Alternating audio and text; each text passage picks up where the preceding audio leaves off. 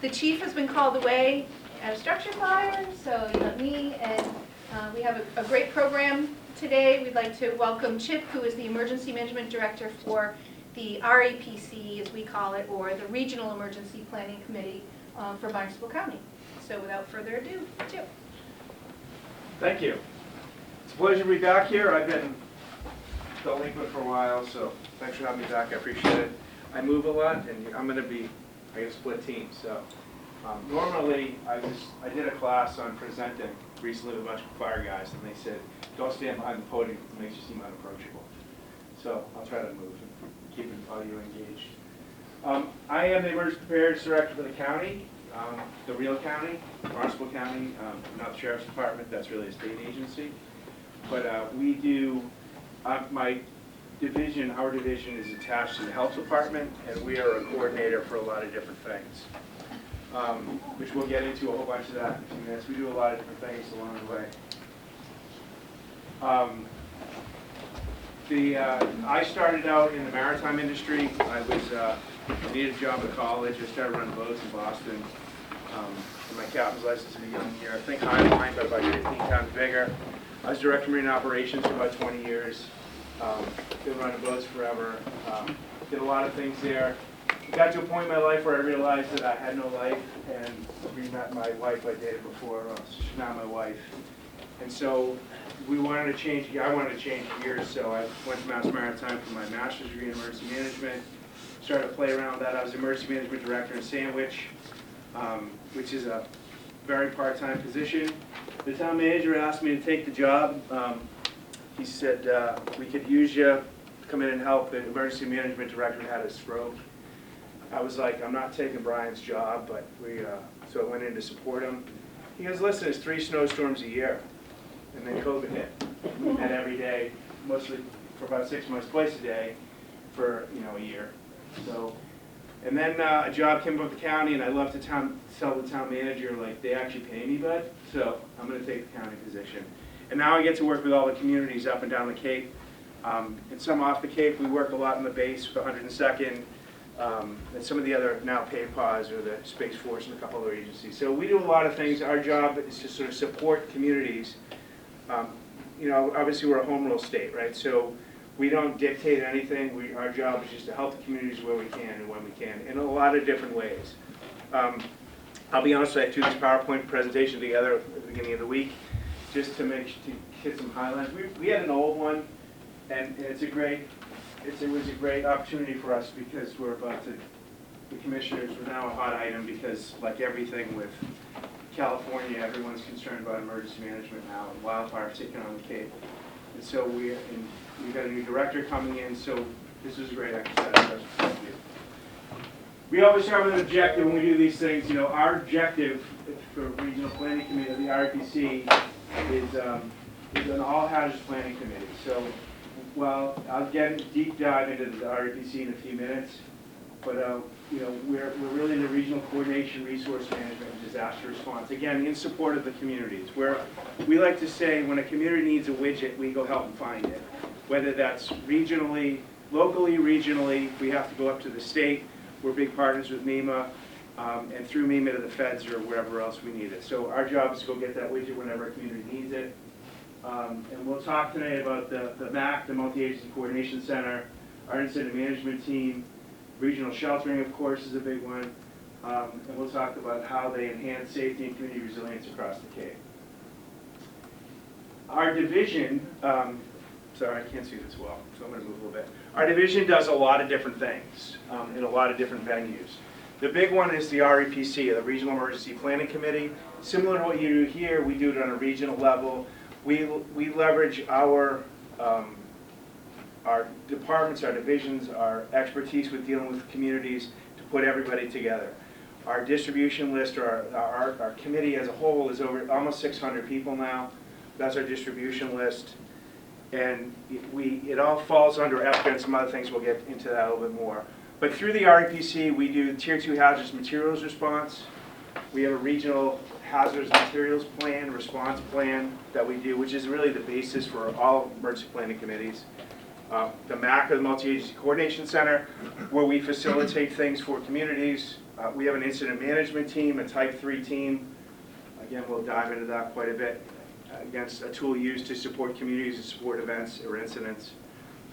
And then we have our emergency management division within the county itself. So for years, our division was externally facing. We did everything for the communities and really didn't do anything in the county itself. And last year, we had a shift in that, and the administrators asked us to do more internally. So now we have our own SEMP plan, which we're finalizing. We have a regional cash site, which is all sorts of stuff that we have, signboards, light towers, generators that we dole out to communities when they're needed. I'm a representative of the Homeland Security Council with Chief Smith is also on the council. We're a fiduciary to help communities when they request certain things for funding for those things. We do a lot of education, so whether that be shelter trainings, exercises, things like that. We work on the communities. And then the Medical Reserve Corps now falls under our division. So we have this huge volunteer agency that does a lot of wonderful things. They were very active during COVID. They had a huge uptick of volunteerism through COVID. A lot of people wanted to help in the vaccination sites. We had Medical Reserve Corps people parking cars, working hand in hand with our CERT teams with the communities to try to do different things. So they report on to me now also. And then the Health Agents Coalition. The Health Agents Coalition is a group of all the health agents in the county. We work to support them, to give them pertinent information to things that are going on. And we do that through our Public Health Excellence team, which also reports to us. There's overall about 7 people in our division now that report to me in various ways and really do their own separate things, and I just sort of coordinate them all. It all starts with the REPC, the Brunswick County Regional Emergency Planning Committee. It was created in 2001 after 9/11, and the basis for it is EPRA, or the Emergency Preparedness Right to Know Act, which is also known as SARA Title III. So if you have a hazardous material or substance on your property, a specific chemical over a certain amount, you're legally obligated to report that to the Environmental Protection Agency. So on behalf of the communities, all 15 towns in the Cape plus Nantucket wanted to come to the party when it was first formed. We helped to facilitate that and to make sure that people, these entities, and up until 2 years ago, there was only private sector. Now municipalities also have to report. If you have a certain amount of methyl ethyl death on your property, you have to report it. So in particular, our public safety officials know what's there when they respond to an event, to a facility. So they're not surprised by something that could seriously hurt them, or there's a potential to impact the community.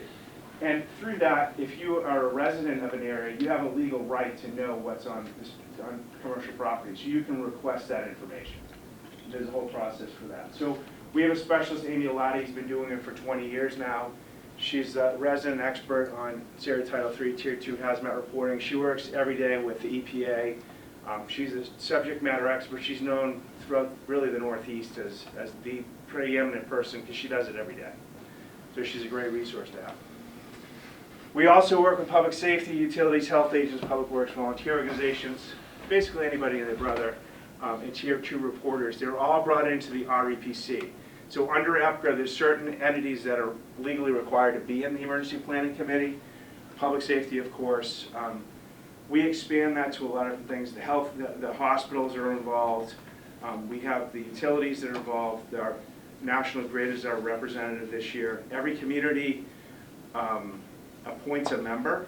So every town has a member that's appointed to the official committee. We have elected officials. We have a media outlet. We have various other people. But this is all under federal law, and that's the basis of the REPC.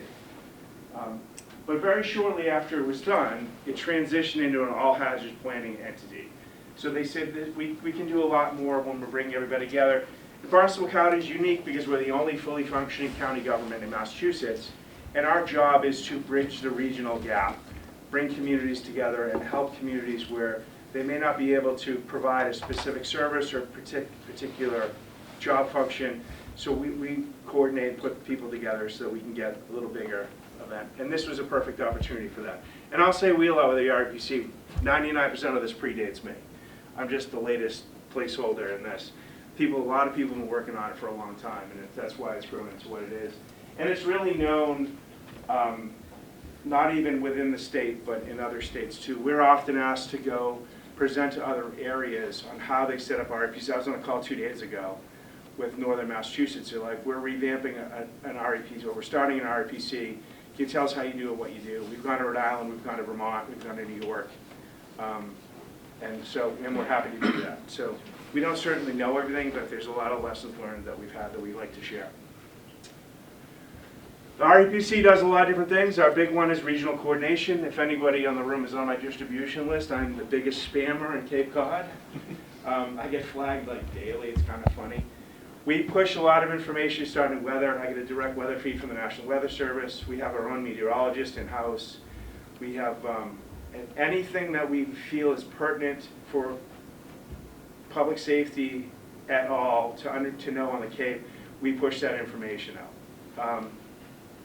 And again, there's a lot of different people on this list. It's a wide reach. We try to get everybody and their brother, from home care, home health aides, to public safety, to Tier 2 reporters, to weather people, state partners on it. Anybody we can get together. Our job is to just get all the fish swimming upstream in the same direction so that we can all respond more efficiently. Through the REPC, we're also building, we have currently a regional emergency hazmat plan, a response plan. It's a little tired. We just received a grant the other day to rewrite the plan. And one of the problems is after the train derailment in Ohio, the communities face some liability because they didn't follow the plan. And our plan is a little dated, so what we want to do is get better aligned with the state hazardous materials plan, with fire services, to say this is how it's done. These are the actual way that we do things. This is actually how we respond to hazardous materials issues, so that we're checking all the right boxes. And then we update all of our reporters, all our Tier 2 facilities in that. It's a big lift. We're very gracious to MEMA. We were able to get that grant. We also have a regional emergency shelter plan. It's not really worth the paper it's written on, but in concept it's good. It's just old, it's dated. It was written 20 years ago by the communities. There's, starting in April, we're going to, I don't want to say reconvene, we're going to convene the planning, the REPC and the shelter committee and take a deep look at the shelter plan and see how we can redo it. Because our regional shelter system is in pieces, volunteerism is down. We know we've got some problems, we know what our demographic is, and we want to fix it. So we're going to put a lot of people together and start having some serious discussions about how we can do it better. So we've got a really good system. We've got all kinds of equipment. We've got more shelter equipment than the rest of Massachusetts put together. We're really good at stockpiling. We've written a bunch of grants to update and do things, but people is where we lack, and we want to make sure that we can get back to what we need to do and sort of leverage all of our abilities together. We've made some strides in the last year or so, but we work with the health agents to help with emergency response protocols. Just this week, we're working with the local health agents and our DPW departments for the bird flu issue that's going around, to make sure that our DPW directors, which will, and we're going through the health agents, so the public safety as a whole knows what to do if they come upon a dead bird on the side of the road, proper safety handling procedures, things like that.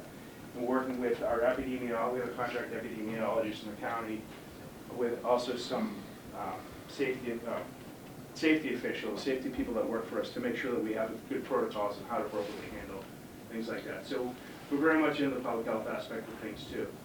We're of course a player in the wonderful blue signs. One of my two favorite, one of my two prized possessions, excluding my children, is the big blue sign that I have in my office.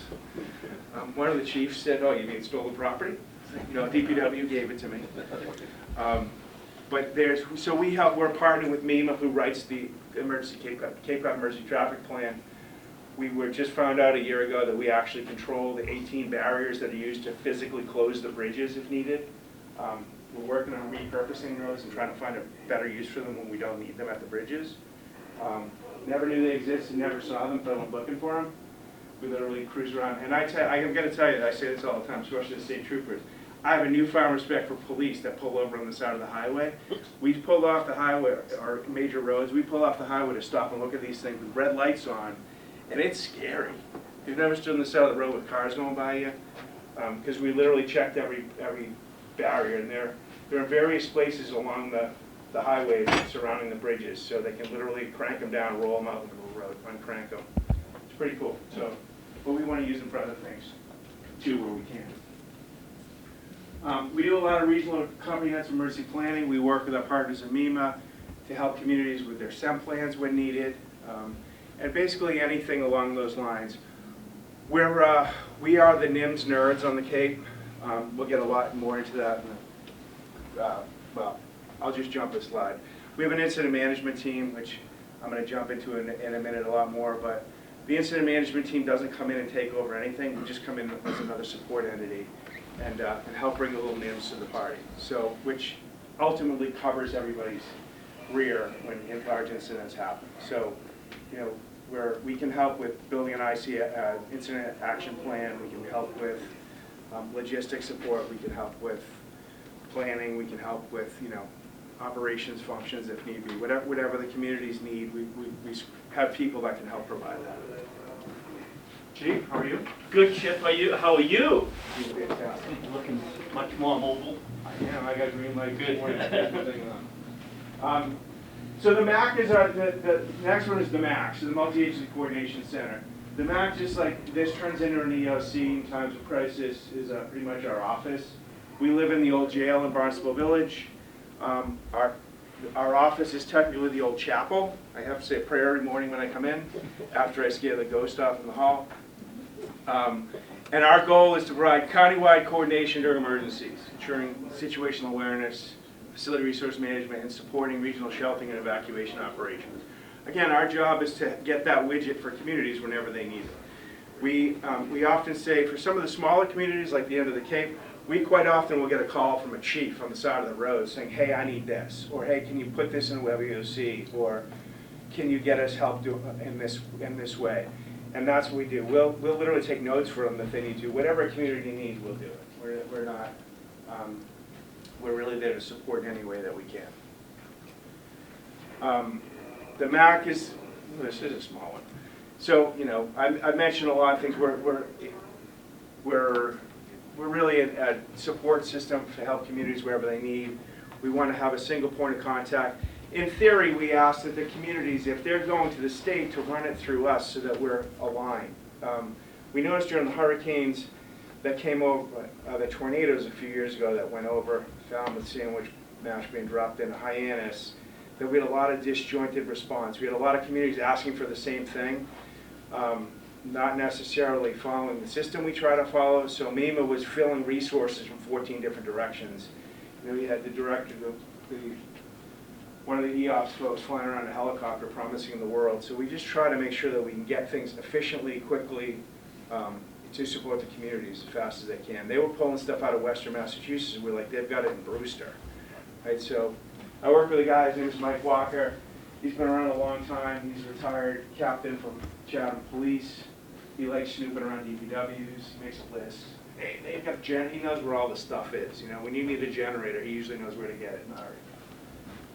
We like to, you know, the MAC provides situational awareness when we do storm coordination calls. If there's a big event coming, we'll start a week out.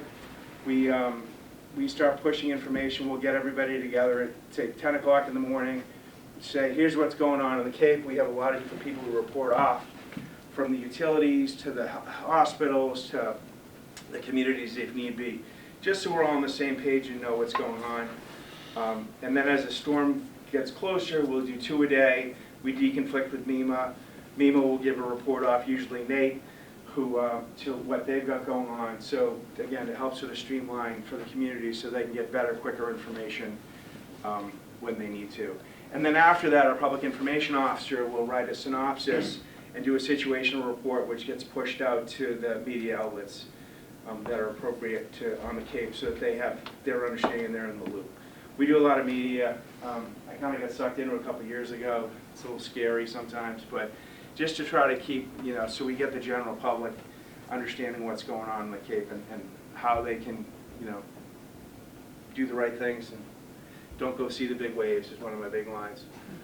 And then, of course, regional sheltering is a big one. We coordinate that with all the partner agencies that are involved. We act as the overhead. If there's a regional shelter open anywhere on the Cape, the MAC is open automatically. Where Falmouth is great because the EOC opens, so we kind of funnel through here. But for some of the other communities that don't have the system of an EOC, we act as the overhead. So there's always somebody they can call if there's a problem, a question, a concern, whatever that might be. So we always give them the support in that respect. We need more bariatric cots. We'll find them and get them there. So we try to do these things and work through that. And and leveraging the volunteer agencies. So beyond the local resources, whether it be the Red Cross, the Medical Reserve Corps, the Salvation Army, we try to bang that drum whenever we can to other people. And we can also request resources from the state beyond that. We did that a couple years ago. We had some management issues, we had a lot of issues, but we had some management issues in particular. So we literally put a request out to the state to bring in some division supervisors, just to have some command presence in the shelters to free up the local people, local public safety, so they didn't have to do it.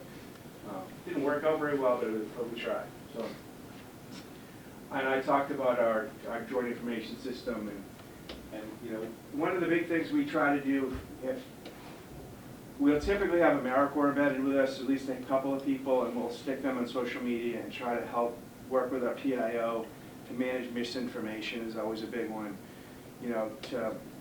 It's always doom and gloomy on social media, so at least we can push appropriate information and try to correct things and give them a voice when possible. So we have a secret Facebook and social media accounts that we've locked in all the communities so we can sort of see what's going on. We try to get into a lot of the, I know everything in sandwich posts. I'm a sandwich guy, so that's my, but just so we're sort of monitoring what's going on and try to keep things real. And then, of course, we support local emergency management wherever we can. We work directly and indirectly with town emergency operations centers, neighborhood counties, and neighborhood EOCs. We act sort of as the lifeline to the vineyard now. The vineyard they're a little disjointed too, but they've got a couple of EOCs that run up them, and if they need something, they'll sometimes come through us, if not through MEMA, so we can support them. We work with them a lot to sort of help them along. Of course, private organizations and agencies, we get calls all the time from people looking for this or that. The home health care aides or home health care companies, we really try to look out for. We're developing a list of them so that we can make sure they get what they need, because they're the ones who are going out into to people's homes and dealing with one of our most vulnerable populations, the elderly in their homes. So if we can get them to stay there and support them there, the better off we are. So we have the Department of Public Health puts a representative in with us along with MEMA, so we can help leverage DPH into that narrative if we need to. That makes sense. Of course, the utilities, Eversource embeds with us. We have 2 operations people that cover 24 hours in the MAC that have a little stronger insight into sort of how things work, and they help to facilitate power restoration when needed and answer questions for. If Eversource doesn't embed in the local communities, we always have somebody with us at the MAC. So we're a resource for the communities for that. Whether it's we're typically watching the critical infrastructure facilities, but we watch the hospitals constantly. The hospitals' power we usually know within seconds. And that's one of the things that the Eversource watches. Now they have full 100% generation backup, but if that generator goes down, we've got major problems. So we're sort of monitoring those things, and it keeps Eversource in check too a little bit. RTA is one of our big partners. We say this all the time for public safety. If you have a big issue and you need an RTA, will do anything we ask them for. We have that commitment from Tom Cahir, the CFO. They're a great partner. What do you need? Hey, when the example is we call on the Provincetown Parade, our incident management team writes the plan for it, And we were like, what if there's an MCI? How do we get people out of the hot zone, if you will? And so we called RTA and said, "Could you give us a bus for this?" He said, "We have 9 in town. You've got them all if you need them.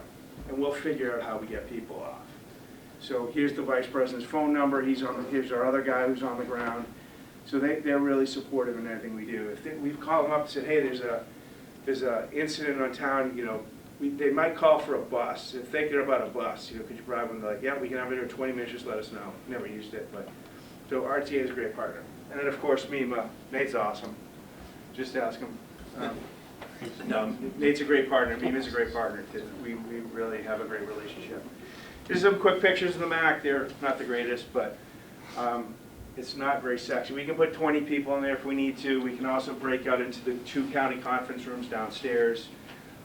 It's been done during the tornadoes. This was fully staffed. There's 20 people in the room, and they had the conference room downstairs, which is about the size of this room, maybe a little bit bigger, fully staffed. So we have triple redundancy with internet. We've got, you know, double generator power. We can tap in the building next door if we need to. So we're pretty self-sufficient up there as we can.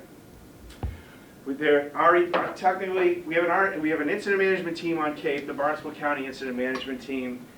They're technically embedded under the Regional Emergency Planning Committee. When it was formed a long time, 15 years ago, it was decided that was the best avenue to go. It's kind of like Tech Rescues on the Chiefs Association in a sense. They're a Type 3 team. We're a Type 3 team. I'm on the team. I'm just a member. I'm one of the planning section chiefs. I'm a credentialed Type 3 planning section chief. We bring in the ICS nerds to the party to help sort of support. We're on the run card with technical rescue. We send a short team whenever there's a technical rescue call out to help with accountability. If it's going to be a long duration event, we'll go in and write an incident action plan. We help with mapping and some other planning resources. If the incident were to get bigger, we can help with, you know, the next operational period if we're really writing a large-scale incident action plan. We also do a lot of major event planning. We write the IEP now for, well, really I do it, but under the IMT, for all the hazard materials collection programs across the Cape. We started that last year. We're trying to get a little more professional flavor to the household hazmat collections at the local DPWs so everybody feels more comfortable. We do the Yarmouth Parade, the Provincetown Parade. You don't think about it until, you know, there's a MCI at the end of the earth, right? Some of the team leaders arrange, there's an ambulance task force now that goes down for that to support if there were ever a big incident. And in theory, we could handle all components of the ICS Command and General Staff structure. We're in the rebuilding phase, like everything. There's been a lot of retiree, a lot of retirement, and including my boss, my former boss, who's one of the incident commanders. But we're there to help. So I talked about it. There's about 40 people. That's a little generous. We're probably closer to 30 now, but we're in a rebuilding phase and we're working on things. We actually had a lot of requests, so we had a bunch of email questions from North Carolina. We just got one for California, but it was like a 3-month appointment. So if you've never heard of an incident management team, it's fire lives it every day. Police not so much. It's just different ways of doing business, but they're engaged in it. There are different types. It's changed a little bit. There's no longer type 1 and type teams. They're now complex teams. They go in and run the wildfire in things like California. They'll go in and run major multi-state fires. There's a whole system that does it. One of the chiefs on the Cape had a great piece on sort of a retort to some of the criticism of California going on with fires. And there's a process. You know, when you call for mutual aid, or you call for resources, they come in and get checked into an incident, they get inspected. When the incident's over, they get inspected and they're sent home so that you're not getting a 30-year-old fire engine that's half broken down, and now you gotta, you know, oh, we broke it on the incident, right? So there's a process, and it's been developed for years and years and years. We're down here in the type 3 level, which we come in to just give a little more support. Type 4 is really everyday occurrence. Most of them are smaller, right? All emergencies are local, they all start small. We're worried about a lot of things now. especially in light of California. But, so IMTs are pretty cool. But Massachusetts has done a lot of education the last couple of years. They're about to start enhancing that again. So it's a nice thing to see. We have a regional disaster shelter system. We're trying to change, and when we do the revamp, starting in April, we're going to sort of look at some naming. Shelter's a 4-letter word now. We've gone away from regional emergency shelter system, regional disaster sheltering system, just to sort of set a better expectation. All the shelters on the Cape, we have 6 of them, are in schools. That's great, except when school's in session. So we get a lot of pressure to say, well, it's 10 below, you should be opening the shelters. Well, that's great. You want to cancel school tomorrow?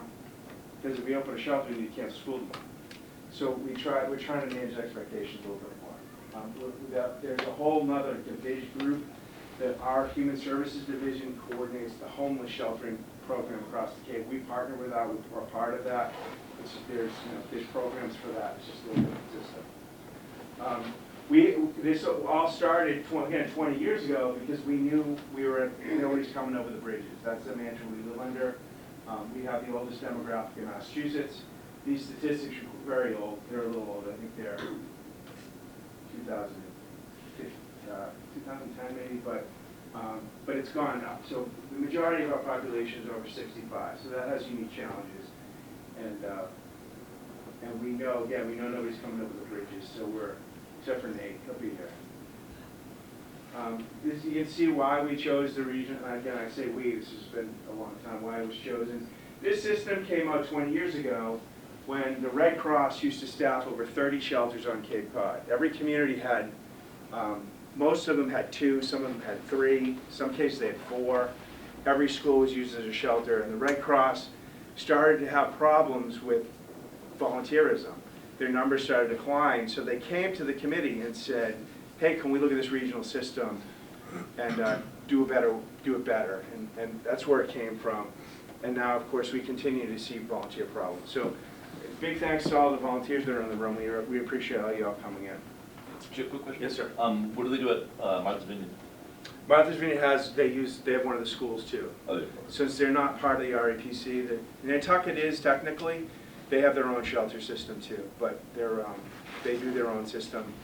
And they have Salvation Army, they have a volunteer from the Salvation Army that's a huge part of that. But I think it's in West Tisbury. Again, these are our schools, the Nauset Regional High School in Eastham. We were out of there for about a year and a half as they're redoing the school. We're officially back in, although we've got a beautiful, fantastic, super expensive new gym floor that we're concerned about with a whole bunch of cots on them. So, but we're at least back in if we need it. Harwich, DY, Barnstable, Intermediate School, Sandwich and Falmouth. Barnstable right now is down because their generator blew up. They replaced it, now the transfer switch isn't functioning, so there's no backup power. So if we had to open a shelter tomorrow, because of a snowstorm, we'd pick 3 most likely. And this would be a decision for the executive committee, but our lean would be Eastham, probably DY, and either here or Sandwich, so that we have some good regional coverage and give people a place to go. Of course, we know there'll be transportation issues, but there just aren't, we need 18 people to open a shelter. So, we're never going to do 6 unless we have a national event, we get national support. We have a lot of stuff for shelters. I mentioned this before. Every shelter has at least, most shelters have 2 connexes. Falmouth only has 1, but they have the storeroom. We have another one sort of standing by we actually have 3 extra ones with more stuff. We have a 100-person trailer that we can spin up a shelter basically as soon as we can get there with cots, blankets, pillows. If we had another incident like we saw in Martha's Vineyard, we could roll in and support the community. And then we have a whole bunch of other stuff that we've sort of slowly acquired. Because we're trying to get away from this and get more into a more user-friendly, functional container. Because most of the containers are literally chock full and overflowing. But when you start to talk about dog crates and durable medical equipment and cots and blankets, and we wanted to make them a little more user-friendly. This is my scary shelter picture, but this is actually Houston or a big thing. But the goal of the shelter is to provide basic needs, right? Food, water, temporary residence, clothing services, and a safe space. Functional needs support services is a big part of that. That's our, again, understanding our demographic, we want to make sure that we're addressing those needs where we can. And then we have the rest of our county, the rest of our division, which does a whole bunch of other things. Again, we talked about the SEM. I can't remember what they did after this, so this is just our training. Our SEM, we have a SEM for the county, which really just encompasses the county complex, but also some of our other facilities, like our AmeriCorps houses is one in Falmouth, the Orleans Courthouse, they're all county property. So anything in the county property is in that. We do a little internal looking where, we have a safety committee that I chair that, so we're working on we have emergency plans for the county. We have a safety consultant for the county that helps us to do, OSHA compliance and things like that. So we do a lot of things through that. Of course, the regional emergency, the Homeland Security cash site, which we've expanded upon. We have 7 signboards, 3 light towers, 4 generators, 3 of them are 100 kW. 200s and a 70 kW that'll do whole buildings.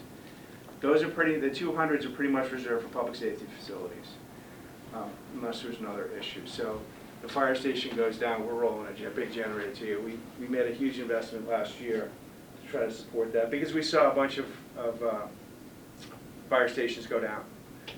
When you're without power for 3 days, things break. So we do a lot of education, as I mentioned before, through shelter training, through ICS training, things like that. And then, of course, we participate in a lot of exercises.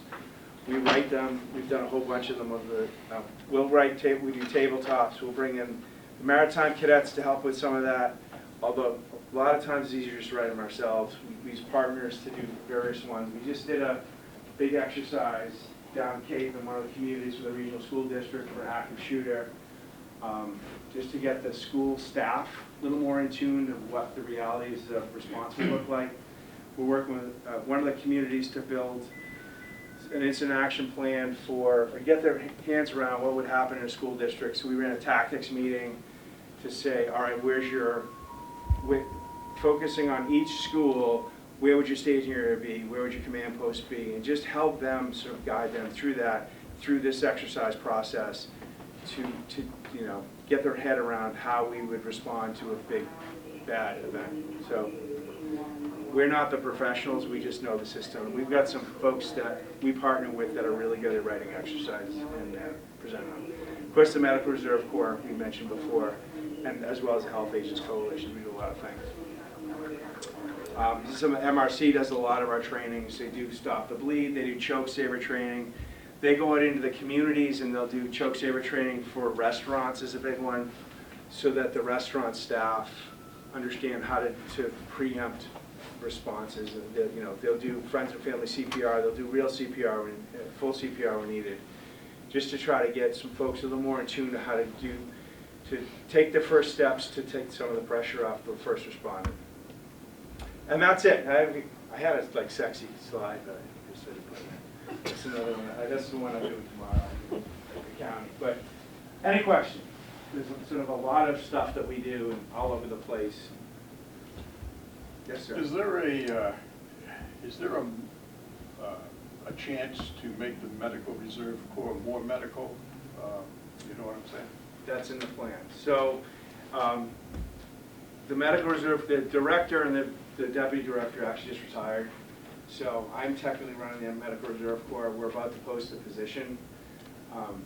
We also, as part of that, there's some regional emergency planning that's going to go into that. So yes, and our goal is to revamp the whole thing. We're going to look at leveraging that volunteer base and doing a lot of different things. So like anything, the problem is when we need them for sheltering is retired nurses and doctors typically go to Florida for the winter. I was talking to somebody today. There's one of the chiefs who works with retired fire chiefs that works with us a lot. He's like, he's gone to Florida in December. We get text messages from a lot of retirees, sitting in the boats. So it limits us, right? It's that demographic has the ability to do that, and they tend to do it. So we're trying to. In the job description we've just written is a lot of that sort of relooking at how we do things. We're working with some of the other MRC directors who are very vibrant and trying to reimagine how we do things. And that's a big part of what we do. Chip, the solidness of AmeriCorps, there's been conversation about, not getting funding for them and not having that resource. They're funded, it's volunteerism. They have 10 members this year. So they're back, they have a new director who was hired a couple weeks ago. This cat, we took another job. She came out of IFOC. She used to run the Misty Dumeyer, whatever her name is. She ran the Marine Mammal Research Response Team. She's got exceptional grant writing skills, exceptional management skills, according to her boss.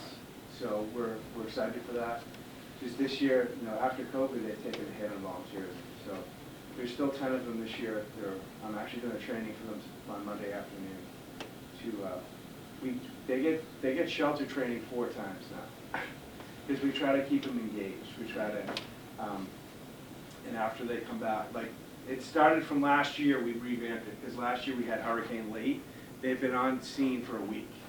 And I was literally driving in, I called the director and I said, hey, any chance I can get in front of you the AmeriCorps? Because the first month they do training, everything from chainsaws to CPR.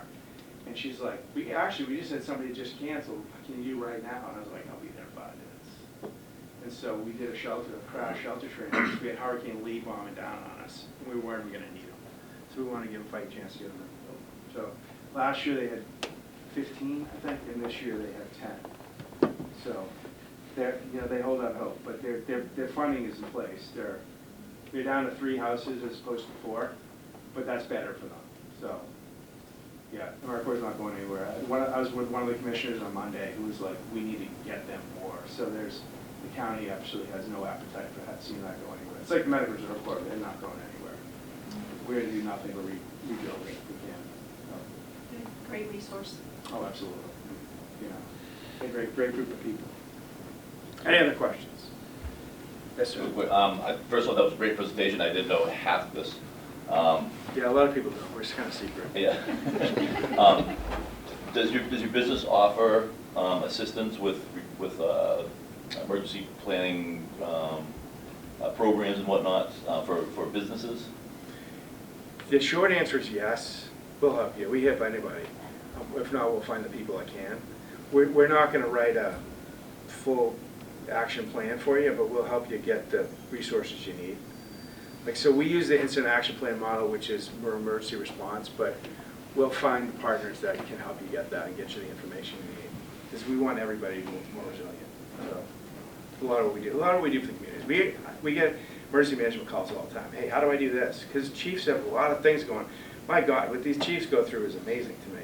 Like police, fire, I thank you all because you never know what's happening. We listen to the radio every day in our office, and the stuff they do every day is amazing. So it's busy in so many different ways. We try to help be that resource when they need it. So we'll do that for businesses too. Okay, thanks. Okay, well, thanks for having me. All right. Yeah. Thank you very much, Chip. I think that was it was definitely a great presentation, and I thank Kim. I don't know how we came about thinking about Chip, but maybe it was last minute. He's always on our. But because they're kind of a warehouse of information and resources, we don't normally go shopping in the warehouse because we've been fortunate lately, and I'll knock on something too, that we haven't had to get the band back together. And as I discussed in the past and explained about how the LEPC side of things were, posting the EOC here, we set it up, and we take a lot of things for granted because Chip's right. I mean, when we get together with the police, fire, DPW, and other agencies, we kind of have an idea what we need to do, and it's kind of personalized, which is great because we know Chip's there, Crystal's there, Mike's there, so we know everybody kind of, by name because we've worked with them over the years, and you can't beat that on a local level. Even with, Nate. Nate's been attending a lot more activities. It's good for the fire chiefs to see and to discuss things with Nate because he's our, our access into MEMA, and MEMA is working with the MAC. The resources are getting in place depending on what if it's a forecasted issue or incident that's coming down the pike, we can get all the things together, and if it happens last minute, as Chip said, they're gonna know about it, or we're gonna make a call and get somebody ramped up to try and help us if we needed it. The shelter component's always been tough because of the schools being in play. They're, if the school's active and they haven't had to go home because of a weather-related incident, it's difficult. You can't just go in there and kick them out. We have to work with them. But we have had storms in the last several years where we've had concerns about having to move people out and having the resources in place. And I was just down the street for a reported fire in a building that houses, I don't know, about 70 people in it. And if we had to evacuate that, and on a cold day like this, if the fire had extended and set the sprinklers off, that would have displaced probably, a quarter of the building or greater. And how we're gonna find shelter for them, and and then the others, because then the heat's gonna get shut. It just turns into something. But we deal with all these different agencies all the time, and whether it's the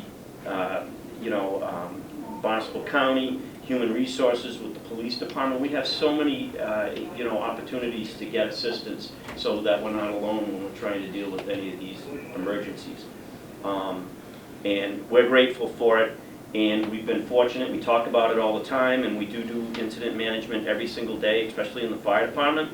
And we constantly communicate about things, and the deputy was just just said road race, and we've already started talking about the road race, if you can believe it. So January's upon us, we're already talking about the road race, so that's a big event for us, so we got to start planning already for that. So it's constantly going, even though we're not having a storm, we still have opportunities for problems. And thankfully we have all of these assets in place for us. And I greatly appreciate the participation by everybody in the room here. This is a great showing today. I know everybody was eager to get back into it again. We'll try and find something for next. Next month is the Coast Guard. Oh, And so even better. 27th. Even better, just to give them a plug, because the lieutenant commander's not here, I'm seeing him. So anyways, so the Coast Guard, if anybody's been in the military, what they call billets, they change every 4 years or so. So you get all these people in place that you know for a little bit, and then they leave. And then it takes a few more years to get to know everybody. And so we were in that lull for a bit, and then the lieutenant commander, Scott, showed up. And he came here, and within a couple of weeks, I think, Bob, we had them here, about 4 or 5 officers from the command staff down in Woods Hole, to start getting things back in the planning stages and discussing the needs in the assets and the resources that they can help to support our operations here in the town of Falmouth, including emergency management. And then they went a step further. So we're now back engaged with the Steamship Authority, which has been difficult to get with, because it all has to do with the vineyard. So the vineyard, because the vineyard, Falmouth provides a little bit of a lifeline for the vineyard, and we've tried to work with the fire chiefs over there to try and assist them should they have a large event over there, and how is the staging going to work, how are we going to make sure that transportation's working, what resources can we give. If everybody knows, a few years back they had a big fire on Nantucket, and they had to send a lot of firefighters from the Cape, Mid-Cape, Lower Cape, to get on ferries. They didn't need equipment, they needed manpower. And so they went over there and they were able to assist. So we want to start getting back into that discussion phase, planning stage, and establish some MOUs, MOAs, whatever's going to take to get us together so that we have something in place, and we'll share that, and we'll work with Barnstable County as well, because we can't do it without them. But the fact that the Coast Guard is back into this mode with us and to partner with the steamship, because as many of you know, the steamship is such an active place, and there's a lot of concerns. A lot of people moving in and out. That's potential for problems. If they ever had a crisis on one of those vessels, it's really going to tax all of us. The biggest discussion now that we're starting to look into is the battery issues. EV vehicles, the EVs, and bikes that are being stored on the vessels themselves. And if they got a fire on that, what's the response going to be? Because when a battery fire occurs with these lithium-ion batteries, they can be runaway fires. And if you've got a vessel full of people, what are we going to do? So the Coast Guard's very concerned about that, and we're going to start talking. So that was something that just started by Lieutenant Commander Scott coming here one day to join us. So again, we'll get everybody in the room, work together. Just the fact that all of you stakeholders, partners here, come here every single month and listen to us, and we're going to just be prepared as best we can, and it takes a village. So I greatly appreciate everybody coming here, taking the time out of your day. It's 1 hour every month, and I think it's been very beneficial. Today was excellent. Thank you again, Chip. And we'll have the Coast Guard here next month, and we haven't had that opportunity, so we're looking forward to having them here. And if anybody in this room, we'll throw it back out there again. Police Department, communications, anybody from the healthcare systems, you want to present, you want to give some information, even if it's 10 minutes to talk about your concerns or what you guys are doing in the community, and what you would do for your individual agencies and such. We're happy to have you stand up here, because I can't talk all the time. I can. Most people know me, I can talk all day. So anyway, anything that you want to discuss, anything that you might believe might be helpful with other upcoming LAPC meetings, please forward it to Kim, and we'll get you in on the schedule, and we'd love to have a very active meeting. And sitting here, I'm thinking we're due for an exercise. So we're probably, have to start doing some planning there. So lots we can do, and again, thank you very much for coming today, and we appreciate it, and we'll see you next month. Thank you. Thank you.